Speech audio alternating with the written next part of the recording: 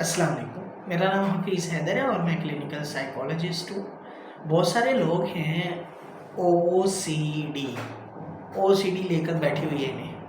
सोचो की बीमारी लेके बैठी हुई है, सोची आती हैं, परेशान होते हैं, तंग होते हैं और जनाब फिर डॉक्टर्स के पास भागते हैं, अद्वियात लेने जाते हैं और जब तक अद्वियात खाते हैं ठीक रहते हैं और जब अद्वियात खाना छोड़ देते हैं तो मसले पैदा हो जाते हैं दोबारा से। वही सारी एक चेन अलिफ से लेकर ये तक, ए से लेकर जी तक, सारा कुछ वही।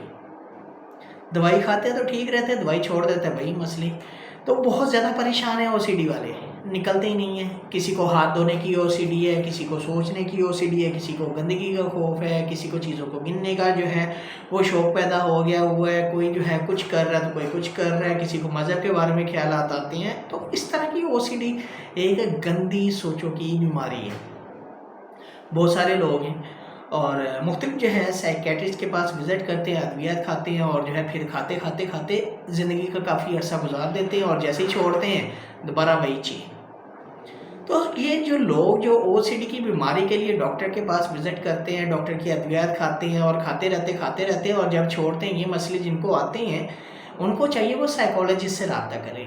बहुत सारे जो है लोग हैं साइकोलॉजिस्ट से मिलते ही नहीं हैं, साइकेट्रिस्ट से मिलते हैं, अद्वियात लेते हैं, घर जाते हैं, अद्वियात खाते हैं और फिर खाते रहते हैं, फिर छोड़ते हैं, फिर अटैक होता है ओसीडी का, फिर जो है डॉक्टर्स के पास।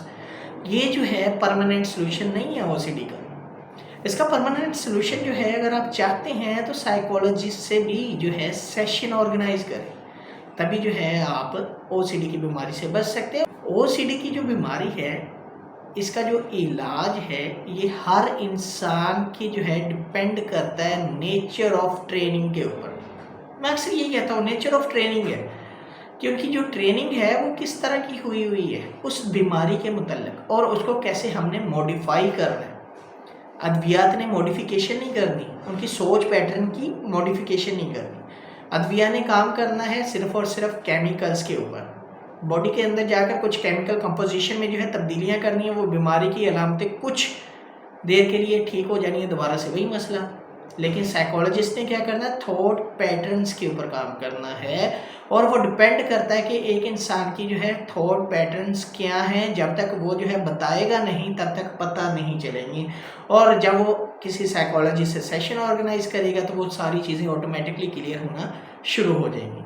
तो जो लोग ओसीडी की बीमारी के साथ जो है वो जूझ रहे हैं, ज़िंदगी गुजार रहे हैं, वो किसी साइकोलॉजिस्ट से रब्ता करें और अगर मुझसे करना चाहते हैं तो मेरा नंबर स्क्रीन पे आ रहा है और वो रब्ता कर सकते हैं और मेरे साथ सेशन ऑर्गेनाइज करें, फिजिकली भी और ऑनलाइन भी। और जो भी जो है आपको लगता है आप जो है उस सेशन स्लॉट में अपने जो है सेशन को ऑर्गेनाइज करें और जो है अपने इलाज को कंटिन्यू करें। मैं ये नहीं कहता साइकेट्रिस्ट छोड़ दो, मैं ये कहता हूँ कि साइकेट्रिस्ट के साथ साथ साइकोलॉजिस्ट से भी रब्ता करो ताकि इलाज जो है मज़ीद अच्छा हो सके।